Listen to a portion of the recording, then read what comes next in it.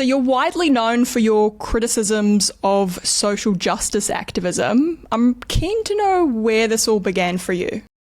So the kind of activism that I criticise is a very, very specific kind that has certain sets of beliefs about how knowledge and power and language work.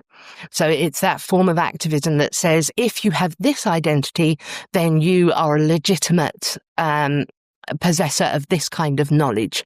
You must speak from your own perspective, and the way that knowledge works and the way that it is the people in power get to decide what's true, and then we all accept that uncritically. We're all socialized into beliefs like white supremacy, patriarchy, transphobia, and then we all speak about that, and then we have to dismantle it in ourselves so that these oppressive power systems don't control the world anymore.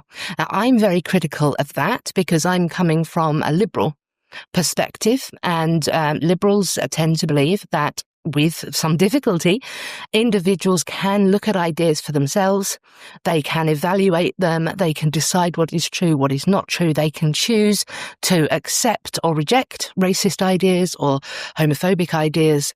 And I disagree with people who want to put us all into certain identity groups, say that this is how you think, and you can't help but think that way. I think we need to be able to talk in good faith to each other, assuming each other to have the same ability to address ideas. So that is what I'm critical of. When did you sort of first discover this type of social justice activism permeating Western culture?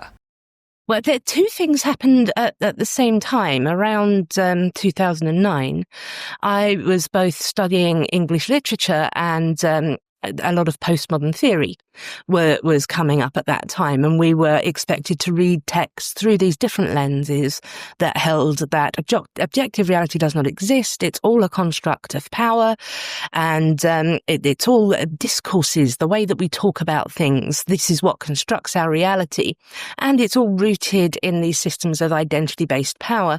And then at the same time that was happening, my own liberal feminism, which had always held essentially that women are intelligent human beings, just like men. We have the same right to access the same things that men do, the same freedoms, the same opportunities in life. That suddenly started becoming both intersectional and queer. Now, those are two branches of the kind of theory that I was talking about before. Those are the theories which say you have these elements of identity, and so you are speaking as, for example, a fat black lesbian. You have knowledge related to those three things, and if we just focus on one of them, then we're leaving everybody else out. We've got to get in all these systems of power and privilege. And I found what annoyed me particularly, the tipping point, was that I found liberal feminists to be ignoring and not supporting the work of Muslim and ex-Muslim feminists who were trying to draw attention to patriarchal beliefs within Islam, to honour violence, to forced marriage. And they were trying to address these, and a lot of Western feminists felt that they could not support them with that, because if they did that, they would then be taking a colonialist attitude that said the Western world is all liberal and rational and great, and the Muslim world has all these barbaric problems. And so they shied away from that. They didn't support the Muslim feminists. And I thought it was very important at this time that we did support those feminists, and trying to get my fellow liberal feminists to do this was really very, very frustrating. So these two things, this postmodern ideas in the university and this dereliction of duty, I think, for one group of women that was coming out of liberal feminism, kind of came together at the same time. I saw the patterns between them. I saw how the intersectional queer feminism had come from these postmodern ideas.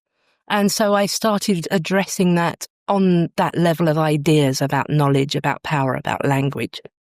Interesting. Okay, there's a lot to unpack there. I do just want to push back a little bit and say, can you understand where intersectionality comes from? And this idea that, if you're an Indigenous person, you probably have more of a voice to talk about Indigenous issues, or like me as a gay person, probably, I don't want to use authority, but I guess that's the word that's coming to my mind right now, has a bit more authority to speak on gay issues. Like, do you understand kind of how people have sort of formed these ideas? Like, what would you say is like a steel man to my argument there? Well, first of all, let me take your last point, which is essentially about lived experience, and say that this is absolutely true. You, as a woman who's attracted to women, will have experiences of how going about the world affects you in that way. And so we should absolutely listen to those experiences. We should gather a lot of information about these experiences. But I think you would probably agree that your views on this and another woman who's attracted to women, lesbian, gay, however you like to phrase it, could be very, very different. So it is when one person says, I am the authority on this, and we must read everything through this queer theory lens, for example. And those old sort of liberal LGBT activists, they're out of date, they're not authentic. That's when we hit a problem. And the way I often put this is that the difference between a lived experience and the difference between a material reality, if you have experienced a heart attack, you would be very good at explaining this experience, how it limits you. But this does not make you an authority on heart attacks. Sometimes you need to hear somebody's experience. Sometimes you need a cardiologist. So these are the different levels there. I look like stunned. Okay, I kind of get what you're saying. Could you use that logic to explain, for example, the Indigenous argument? So like in Australia, we are more prone to listen to Indigenous voices on Indigenous issues. That sounds reasonable to me. I get what you're saying about, like, it doesn't mean they have authority over me, but they have more of a place to talk about Indigenous issues. Do you understand what I mean? Could you use that same logic to sort of dissect that argument? The issue there, of course, is yes, absolutely. If we are talking about Indigenous issues, it is very important to include Indigenous people and to get their perspectives on this. They're going to lead that conversation. But when an ideology comes in, so I will give an anonymized example of a case that I'm working with at the moment. So I have a Maori medical clinician. And she is currently trying to address a problem in her field where people are trying to bring Mataranga Maori into science, into medical research. They are very critical of science. They consider this a Western way of knowing. Now, she is very proudly entrenched in her own Maori identity. She went to a school in which a total immersion Matarangi Maori school, and she very much values this way of knowing. Her concerns are that this kind of school of tradition and thought is being brought into science in a way that is affecting patient outcomes. Now, she has found that it is only the Maori who are really very critical and skeptical of science who are being heard on this issue, while she and other scientific practitioners who are also Maori are not being heard on this issue. They're considered problematic, and she feels that she is being sidelined. At the same time, she tells me there is this activist thing that has come all over Maori identity, causing a lot of Maori to feel that they need to perform Maoriness in a way that is kind of theorized by the activists, when in reality, a lot of Maori are not spiritual. They don't hold all of these beliefs. They're just as varied intellectually, individually as everybody else. But there is now this box that Maori have to fit into in order to go along with this social justice idea. So I would say, no, there is absolutely nothing wrong with saying when we're talking about Indigenous issues, make sure that we have a variety of Indigenous people bringing their knowledge and experience to the table and leading this. The problem is when that gets kind of co-opted by a political ideology and only some are considered authentic and others are not. But I didn't actually answer your question about do I see the value of intersectionality, and I did want to answer that, because I do, that the kernel of truth in intersectionality, which holds that people have different kinds of identity, and these can compound.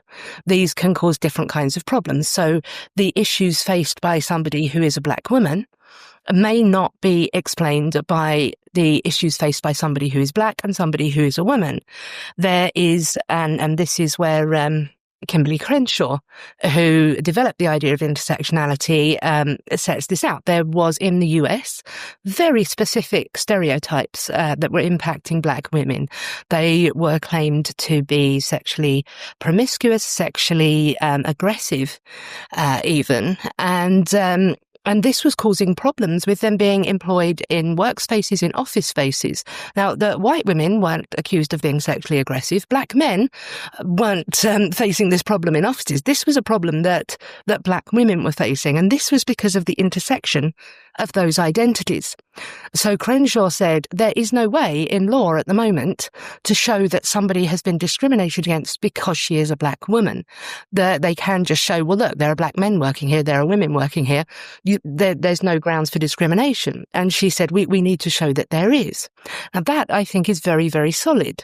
And I've said to people who are inclined to be skeptical about this, particularly people on the right, if you can think of a situation in which being a straight white man can work against you, you understand the concept of intersectionality. If you could be discriminated against, say, in a university setting because you are straight, white and a man, but if you were only white or only straight or only a man, and that you would not have that problem.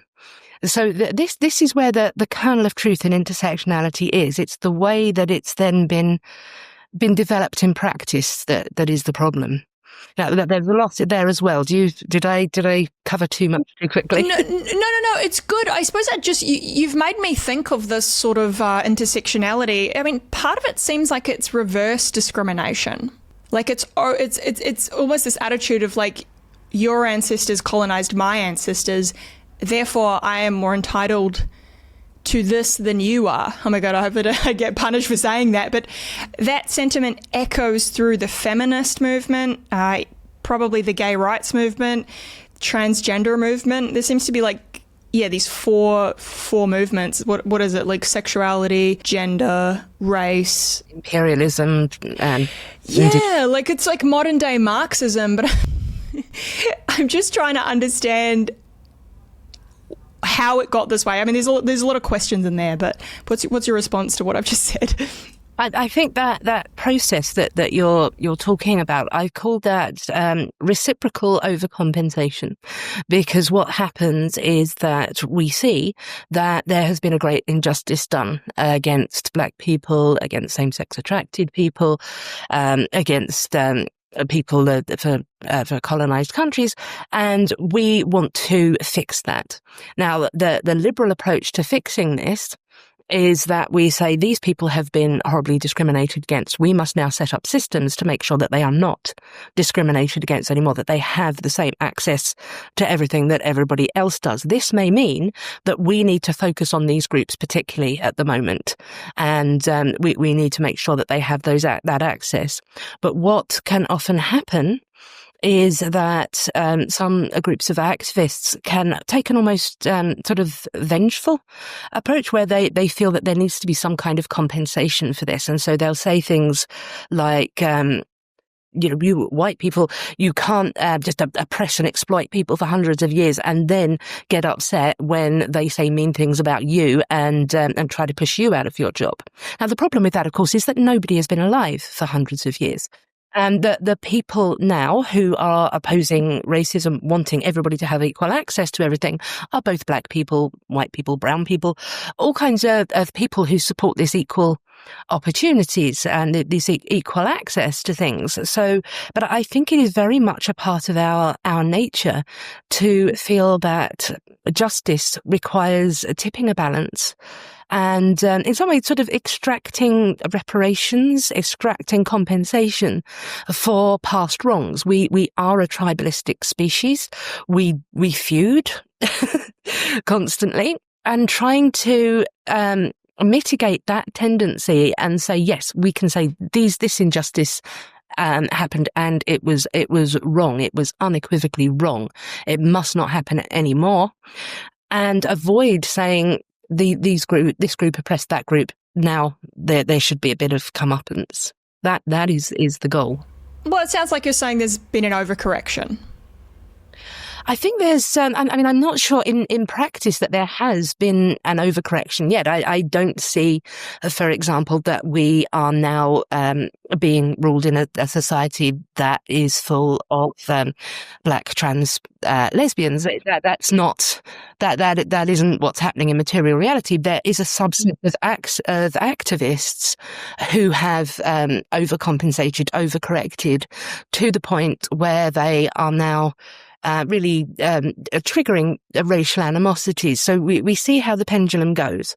First of all, we had, for example, black people being horribly oppressed and nasty terms being applied to them, and denigration of their character and their ability.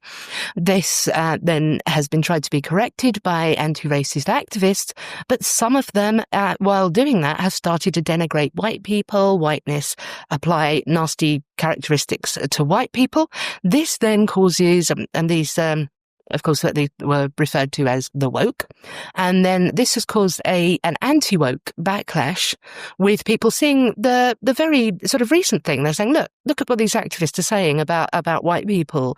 Look at how racist they are. Now, we should respond to them. We should start calling them horrible names and discriminating against them again. And this is the old tribal, feudal tendency in action. Nobody, think about family feud. Quite often, it may have been going on for a couple of hundred years, two families at war with each other. Nobody even remembers who started it or what happened. But there is this belief that everyone remembers the grievances from the other side, and they're constantly at war. Of course, we do know about history.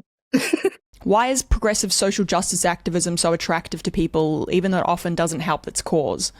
I think the critical social justice approach rooted in those postmodern ideas is simpler. What we are always looking for is a kind of blanket solution that will solve things. The problem is that reality is messy. Liberalism can feel very unsatisfying to a lot of people because it does not have a one-size-fits-all solution to things. We have to look at situations that are complicated. We have to try to take things case by case. We have to look at the evidence as it stands, and then we have to try to work things out. It is much easier if you have a very simple narrative of good and evil. So we can see on the left that there is a narrative that society is governed by the powerful. We have all been raised to hold white supremacist, patriarchal, imperialist, cis heteronormative, which is the just assumption that everybody will be heterosexual, everybody will identify with the gender that their biological sex indicates. We've all been socialized into this, and now the solution is to dismantle it all, push in the other direction, and we will have social justice. And then on the right, we have very kind of simple narratives of, we had this wonderful sort of culturally cohesive society, and then these leftists and these immigrants and everybody, they came in and they started messing everything up and putting out these horrible ideas, and now everything's a mess, and we need to just get everybody back to a sense of the common good, which is essentially a conservative one. And they both want to slam their simplistic, reductionist version of the common good down on all of society, and they believe that this will solve things. And so liberals like me are in the middle saying, well, no, actually, we have had some problems with racism, sexism, homophobia. They're not completely gone yet, but there's also some overcorrection happening here, and this is not really helping. So let's try and look at what is true. Let's measure things. Let's talk about it. Let's try and work out a solution. And no, that's too complicated. My vision, my common good. Slam it down on you. It sounds like like you're saying, it's harder to be nuanced, is what I'm hearing from you. And evidence based, because it really is very messy. Yeah, but you're almost shunned today if you don't hold a position on. I mean, what's a global cause? I mean, the main one I can think of right now is the Israel-Palestine. It's like if you don't hold a position, you are automatically, complicit, or you actively support genocide, or it's like all these things get thrown out. And I'm just like, how can your everyday person respond to this type of vilification? Like, what do you do? I have a piece on that. It's called "It's Okay Not to Have an Opinion on Everything." That'll be helpful. But what you're getting at there, of course, is that before what is coming first is the views that you are supposed to have. If you are a progressive, then you are supposed to have a set belief on race, on gender, on sexuality, on colonialism, on Israel, on COVID, on climate change, on Brexit if you're British, and you're supposed to just hold all of these positions. And what you do then when you assert and affirm these positions is not so much saying I have looked deeply into these issues and I have this considered opinion. It's I am this kind of person. I am a progressive person. Therefore, I believe this whole cluster of things which don't even necessarily go with each other. So it's putting the ideological commitment before the reality. Man, it's just like, going back to what you're saying about tribalism, and I don't think anyone wants to be an outcast. So I can imagine your everyday person maybe just doesn't even think about this stuff. Like, it's like, oh, whatever. Yeah, okay, like, yep, I'm just going to support the current thing because I don't want to be seen as bad or look bad. This is what the good people believe. I am a good person, therefore I believe this. Yeah, well, I mean, why fight it then? Like, why would you want to be an outcast, you know? I mean, I suppose it doesn't have any positive outcome for society to just go along with everything. But, yeah, I mean, what would be the grounds to even stand up for reason and truth? Like, how could a person do that in a culture where you're just vilified? Like, it's not really attractive, is it? It isn't, and we do all need a home. As humans, it is incredibly important to us to have a social circle where the people that we like and respect us. And so that is really very, very daunting if you are somebody who is in, say, a progressive space or a conservative space, and you don't have views that fit with it. So for me, within the humanities, I didn't fit. I argued a lot against these postmodern ideas. I wasn't very, very popular at all. And this is the same for people within the arts, which is a very progressive space, within social work, within sometimes within psychology and teaching and even some medical professions. We've got a very progressive pressure going on there. So you're saying to people, well, you must just stand up for what is true. You must stand up for consistent principles. All sounds very well, but the reality of that is that they might get very lonely and they may not be able to pursue the profession that they love. So the best, I think the only sort of comforting factor for this is that you can find a supportive group outside of that.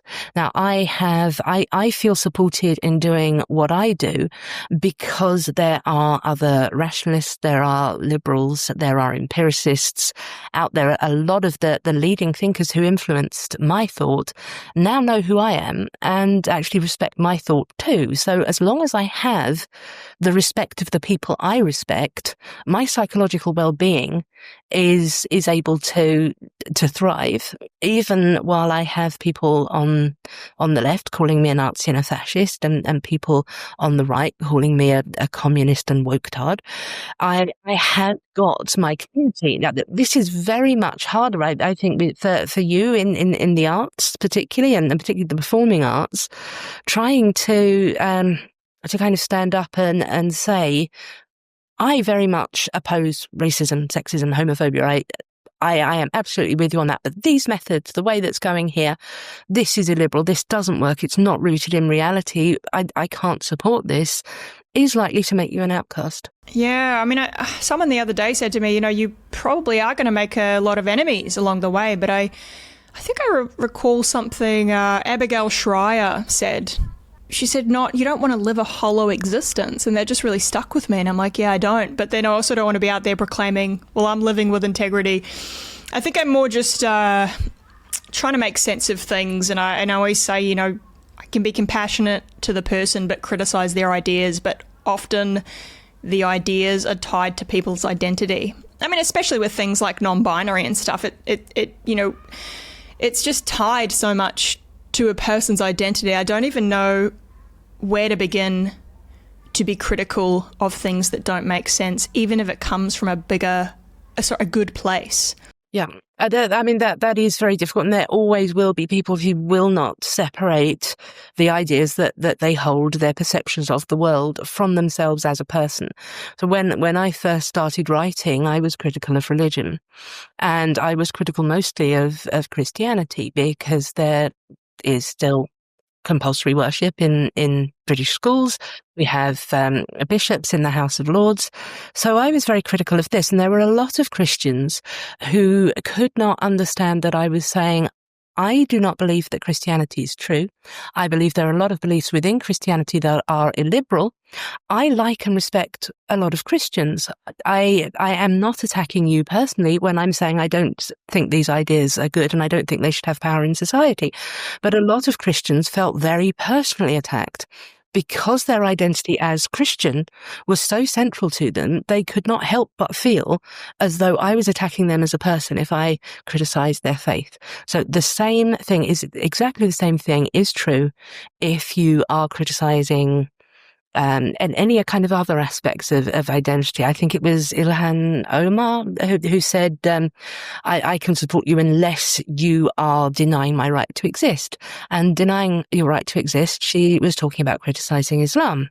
And we hear a lot among some of the authoritarian trans activists that trans identity is not up for debate. You are denying people's right to exist if you don't believe in gender identity. And so this feeling, I think, is very genuine. I am being erased. I am being attacked if you don't accept me as I accept myself. But we have to ask people to try to think outside that. We have to try and get them to understand, I can support you absolutely. I can support that you perceive yourself in this way, that you should not be bullied or shamed for perceiving yourself in this way, for presenting yourself in this way. I have a different perspective. Other people do. We have to be able to live together. Yeah, I mean, on the transgender question, I do always ask myself, can we coexist while having a different conception of what it means to be a woman? That seems totally fine. You are often accused of hatred. I mean, some of it's warranted. It depends how you go about it, right? I mean, there's a spectrum of I don't like to use the word TERF, anti-trans, whatever. Some people are just, yep, biological sex is real, and then there are other people that are genuinely quite hateful, but they're all categorized and boxed together. I suppose, yeah, how do you see this sort of two groups of people with a different conception of womanhood coexisting? Could that even happen? It absolutely could happen, and it has for most of it. This it isn't that people identifying with a gender that is not the same as their biological sex has just appeared in the last 5 to 10 years. That is when the anger at it has arisen, because authoritarian trans activists have overreached and they have tried to put into practice policies that harm women, that harm children, and that deny other people's rights to their own beliefs. Before this, there were definitely people who identified as transsexual or even transgender and lived their lives without doing any of that. And And this worked. So we can absolutely go back to that, but we have got a problem now, particularly within the gender critical movement, that there are some really very hateful and authoritarian people, and they're significantly undermining the principled gender critical feminist. So I try to separate between them, the people who are referring to trans people as troons and insulting them, accusing them of all having a sexual fetish and being sex offenders, saying that they should be verbally abused or occasionally even subjected to violence if they present themselves in a way coded as differently to what their biological sex is. These people are hateful authoritarians, and we have to say this is not addressing ideas. You are trying, in essence, some of them, the ones I've been arguing recently, to set up a Taliban-style dress code for men and women. You're trying to dictate what people must believe. Now, we've said that was wrong. That was why liberals like me have criticised trans activists, because they were authoritarian. They tried to tell people what to believe. We cannot say this is okay if it's in the gender critical movement. So we have to criticize that element. And I would say at the same time as supporting the principled gender critical feminists who take J.K. Rowling's original view, which is dress as you like, identify as you like, sleep with whoever will have you, live your best life in peace and security. You can't just sort of overall reality, though, in ways that can have harmful effects for other people. So trying to get back to that liberal place.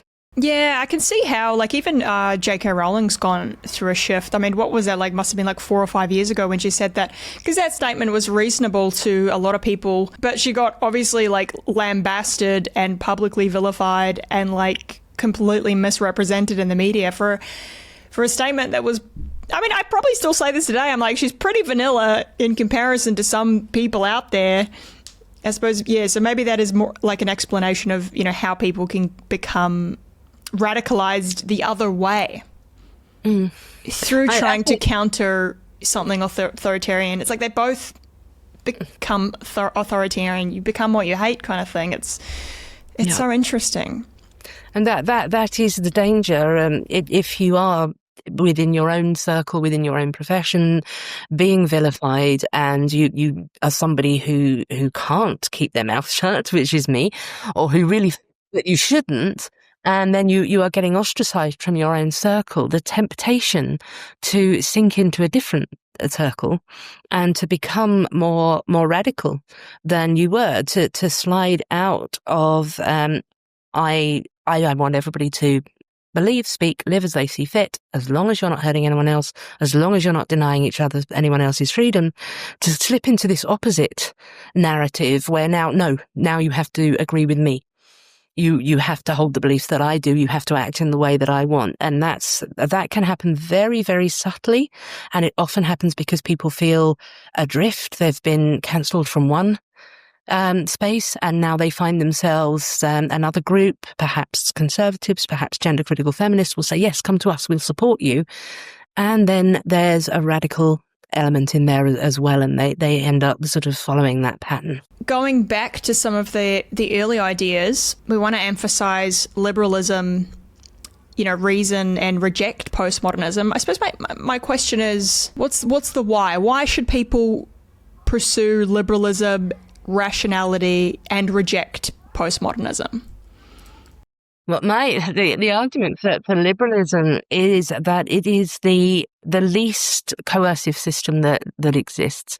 So whereas sort of every belief system that isn't liberal has a whole load of you musts, liberalism just has one you must not, and that you must not is you must not impose your beliefs on other people.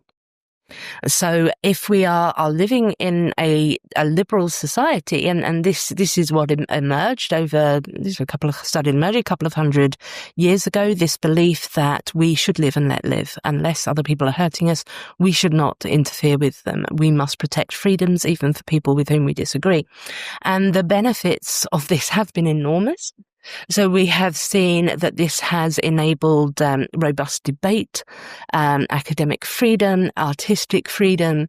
We have seen a huge advance of knowledge. We've seen an advance of human rights, which just hasn't happened in other times and other places in which this freedom was not allowed, in which this consensus, we should coexist with other people provided they're not hurting anyone. So this is my argument for liberalism. For a lot of people, they don't want to put the principle, let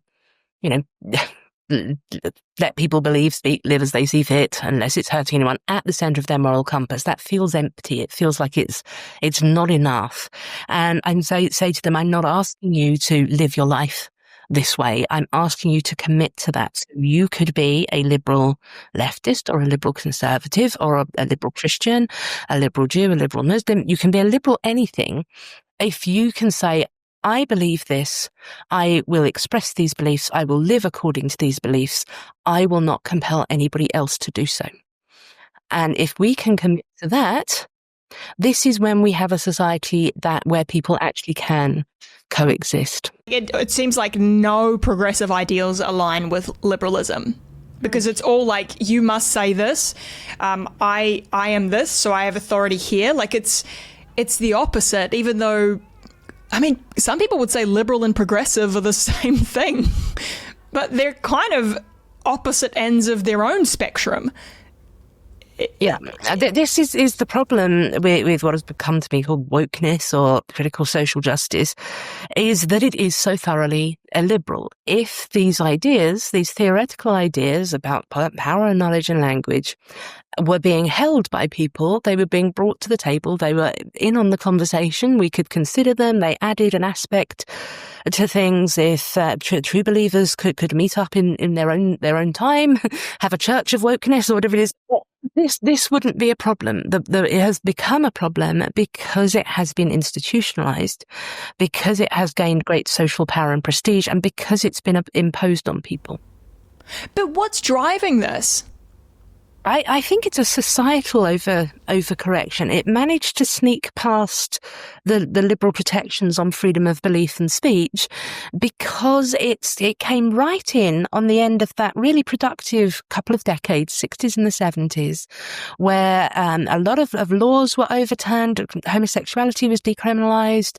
Women and people of racial minority were able to access the same jobs, the same professions. Women were able to borrow money in their own names. They were seen as completely competent adults, and they were paid the same. It became both illegal to discriminate on an employment level, and also it became just seen as being really very stupid and unethical to hold racist ideas. So once this had kind of happened, of course, not all of the prejudiced ideas went away. There had been a massive progress, and a lot of people who were older people now were thinking, this really needed to happen. I can't believe that 30 years ago we thought it was okay to lock people up for being gay.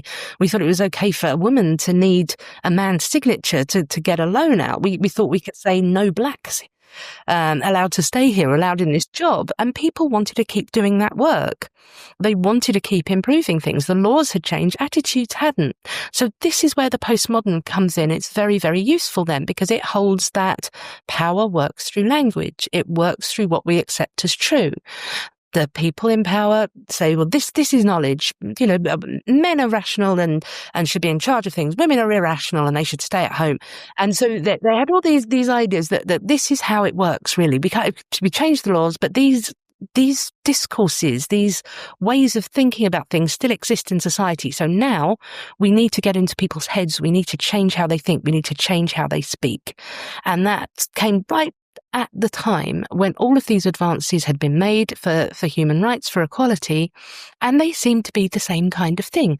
And for a while they were the same kind of thing. There was some quite reasonable arguments for why you shouldn't use the N-word, and sort of the whole sort of political correctness thing. But as it has gained power, it really has tipped into authoritarianism. It has tipped into believing things that aren't true, asserting them to be true, and it has gone quite mad. So it was, I think, this liberal drive, first of all, that people mistook the rise of critical social justice for something much more liberal than it was? It's a very long-winded answer. No. I love it. It just seems like, so it all started from a good intention. You know, back to intersectionality. It's all started from a good intention, and then it's just derailed off into this, authoritarianism. Do you think? Do you think this type of authoritarian progressivism has peaked? I think it has, and there is evidence that it has. So around 2021, we started to see a decline of its power. It's still very much embedded in a lot of institutions and professions. So a lot of people who are in them, in universities, in the arts, will be saying this has not. This is not waning, because it really isn't where they are. But on a societal level, yes, it has lost a lot of power. People are feeling more confident to stand up and say, no, I don't accept this. But we're also seeing a very illiberal backlash. So I would say that yes, we are seeing woke out, but are we seeing it out in the right way? I'm not at all confident that we are. I think we're seeing a very illiberal anti-woke movement, which is not only criticizing the critical social justice ideas, it's also attacking the people that it claimed to speak for. So we've seen in America, for example, support for same-sex relationships has dropped 7% across the board, 15% among Republicans. We're seeing an emergence of unapologetic racism and misogyny on social media. People who before had really sort of falling in with the idea that this is really quite stupid and unethical, are now sort of feeling much more confident to actually be racist and misogynistic again. So we're seeing this backlash coming in, and it's pushing wokeness out, but not in the way that we wanted it to. In 2018, when we first started writing about this, we argued that one of the big dangers of this movement would be that it would break down this understanding that we have, that we evaluate people as individuals, that it is just wrong to hate women, to hate black people, and that it would be very difficult for those minority or sort of more vulnerable groups to regain those losses if we have a big right-wing backlash. And we are now having a big right-wing backlash. Yeah, I always hear people say that, the rise of, anti-trans rhetoric or anti-LGBT rhetoric. I'm just like, where did that come from? But it sounds like it's come from the unreasonable ideas of progressives. Yes, as it's reached that tipping point when it's come into people's places of work, their social media, their Facebook accounts, their social circles, and they're now feeling afraid that they might accidentally misgender somebody, or even intentionally misgender somebody because they hold a view about how biological sex works, which they must have the right to hold. That everything, that their lives could be over, they could lose their jobs. Of course, there's going to be a huge amount of resentment, and it is not going to just hit authoritarian trans activists. It's going to hit people who identify as trans, people who are gender non-conforming, gender benders, transvestites, and of course even the lesbian, gay, bisexual people from the right. Man, well, this all sounds very gloom and doom. Gloom and doom, doom-filled. I suppose, sort of to try to wrap this conversation up. Look, how do we begin, or how would you like to see us reclaiming liberal values in our culture? Like what does that look like practically? On a practical level, I think we have to address this obviously on the level of law, and we're all in different countries, I expect, so laws will be different there, but we do need legal protections for freedom of belief and speech. We can't have the kind of hate speech laws that we have in the UK at the moment, where no harm is being done at all, but ideas are considered offensive. We need to address that. On an institutional level, we need institutions to commit to and to be overseen doing, removing illiberal ideas from requirements, really. So in universities at the moment, a lot of people have got to write DEI statements in which they affirm the specific beliefs of critical social justice rather than, say, commit to not discriminating against people from whatever their own beliefs are. We need to address that. We need to make sure that people are not required to affirm those beliefs in order to get a job.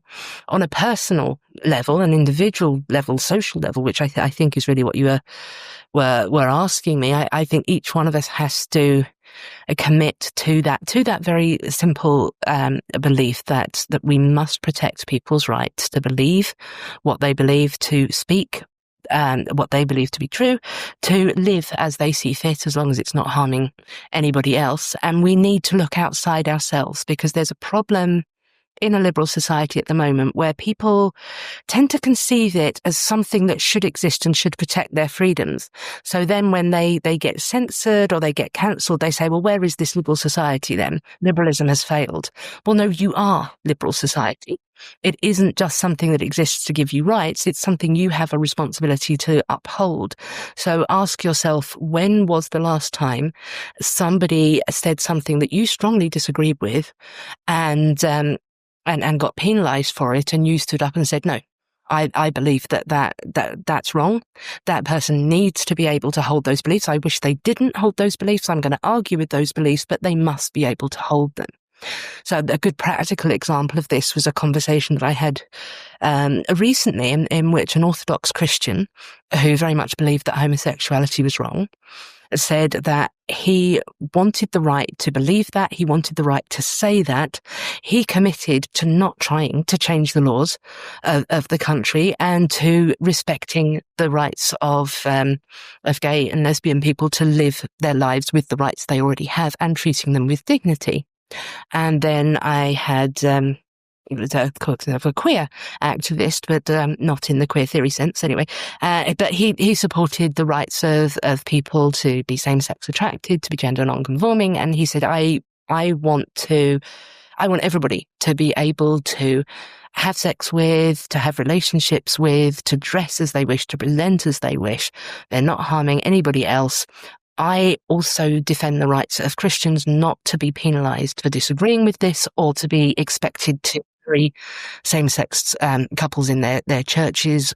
And so in this way, you've got these two people who really disagree with each other, committing to stand up for each other's rights and freedoms. I do just want to counteract that argument, because even though I agree, it sounds idealistic. For example, you know, I'm a gay person. Well, I'm a person who's gay. You understand the distinction there. I don't think the listeners will. I'm a person who's gay.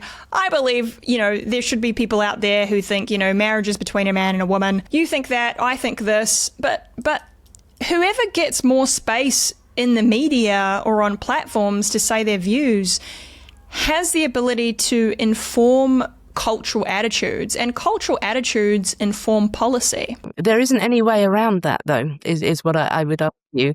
If you try to suppress any views because you think it would be really, really bad if these particular views got aired, then what happens is that they get aired anyway, and they then have the glamour of being oppressed ideas. So, for example, in the UK, the two sets of ideas that have really been stamped on very heavily over the last 5 years are the idea that biological sex is what defines a man and a woman, trans identity isn't real, and the idea that multiculturalism has failed and that immigration is a problem. These are the things that have been really penalised. These are things that have seen police come to check your thinking, to investigate hate crimes. And what has happened by pushing those ideas out of the mainstream, making them unspeakable? First of all, we now have such a strong gender critical movement that we are known as TERF Island. And secondly, we have seen the meteoric rise of Reform, a political party that has come out of nowhere based on concerns about immigration.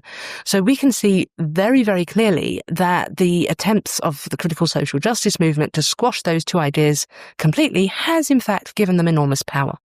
So if you try squash ideas, you're saying they're kind of going to come out anyway?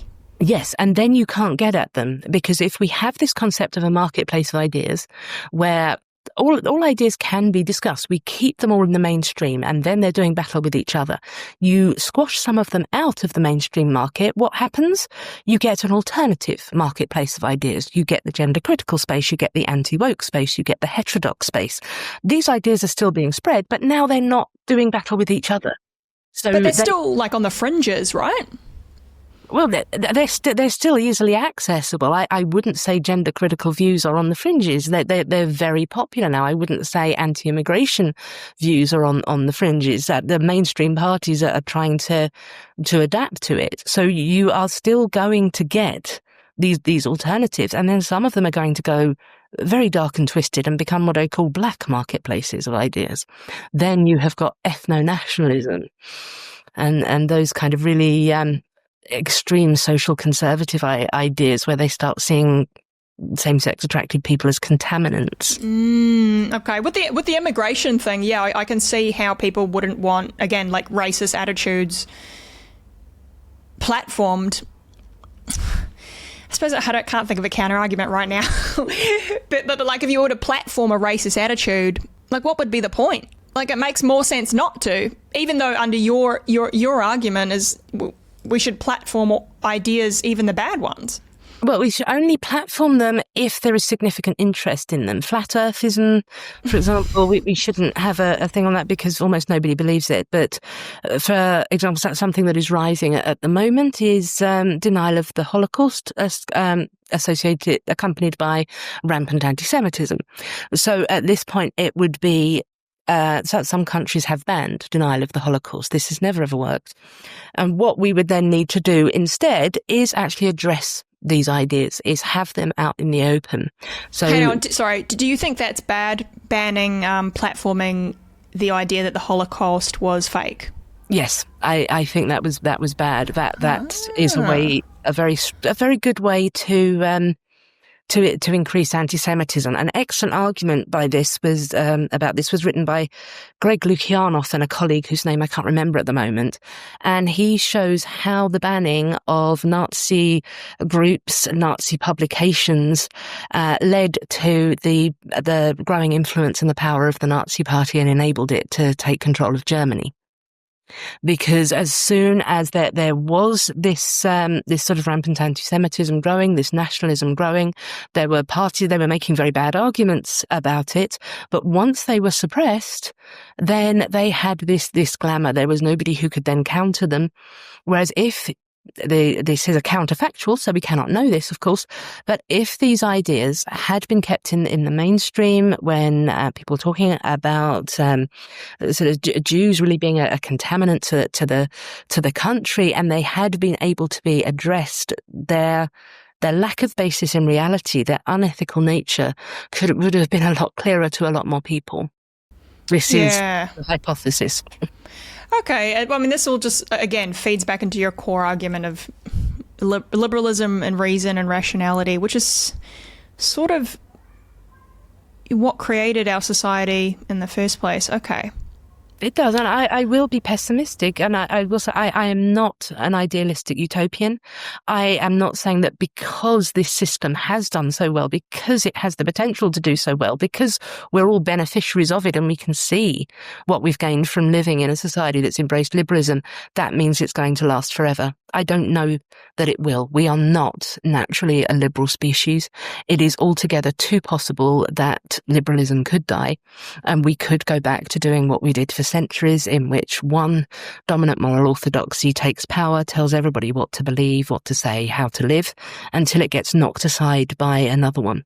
That is all too possible. So my role here is to keep trying to convince people not to do that, and hope some writing so that if they do that and future liberals arise, there's something for them to read and focus on. How do you combat racism from a liberal perspective?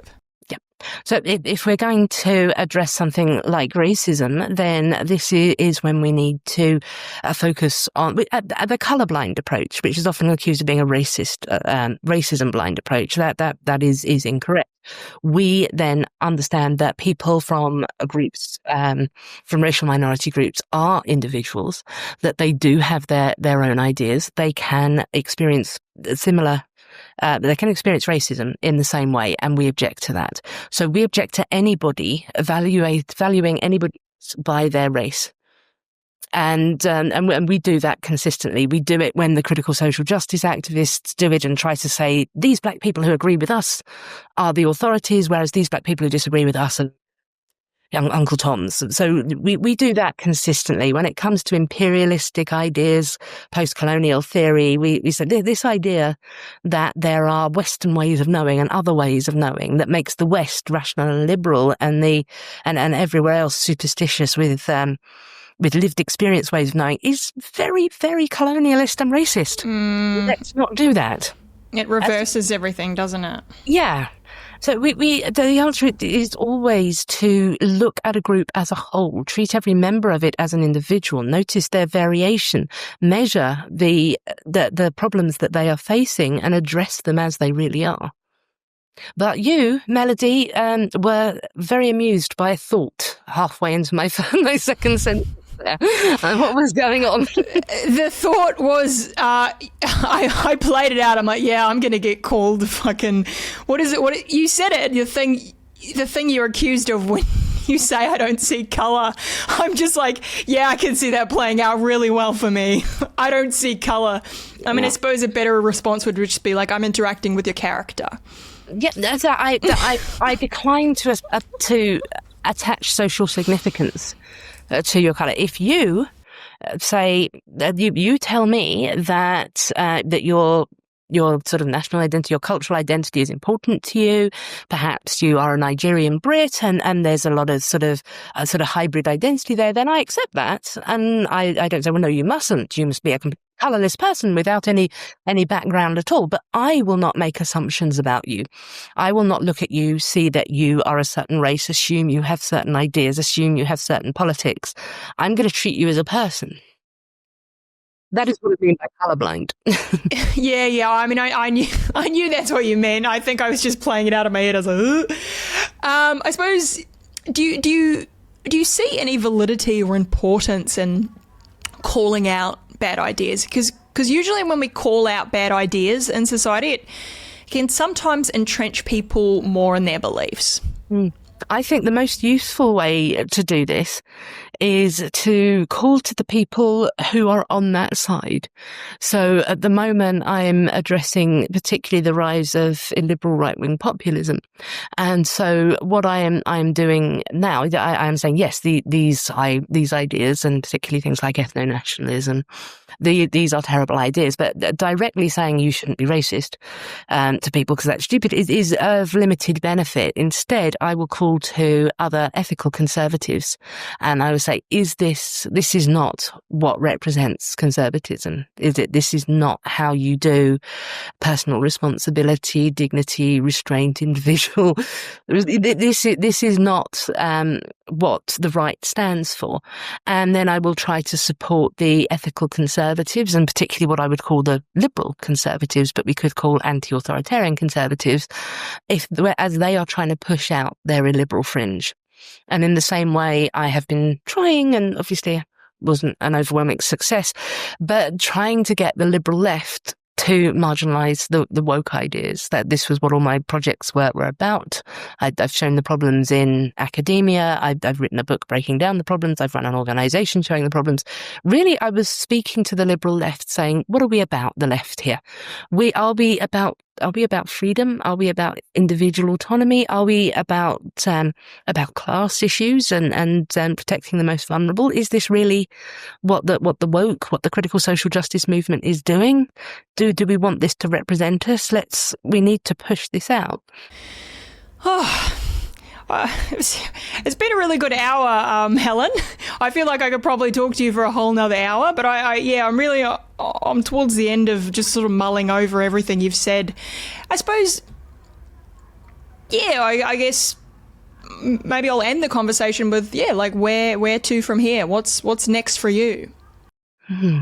For me, I perceive myself as spending a lot of time trying to get the right to not make the same mistake as the left, and say, well, this really isn't a problem. What's rising on our side? The real problem is on the other side. We've just got a few bad actors. We need to focus on getting rid of the woke, and actually try to weed out the problem on their own side. And at the same time, I'm going to try to stop the left from reacting to the rise of the illiberal anti-woke by deciding that woke was actually a good idea after all, and if they have to support one of them, it will be them.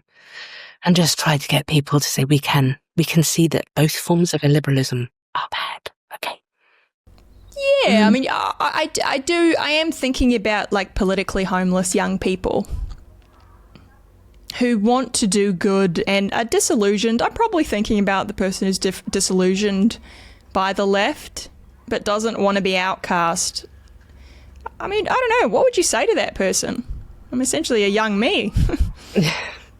I think life is going to be very, very difficult for the Gen Zs and alphas for the foreseeable future. We are just going to have to try to support them with actually understanding what liberalism is, because I don't think very many of them really even have a sense of it. A lot of people don't now. But I find that when you talk to young people, there is very much an innate sense of justice that goes on there, where we think, well, I do want to treat people as individuals. I do want to see everybody as having a shared humanity, that sense of fairness.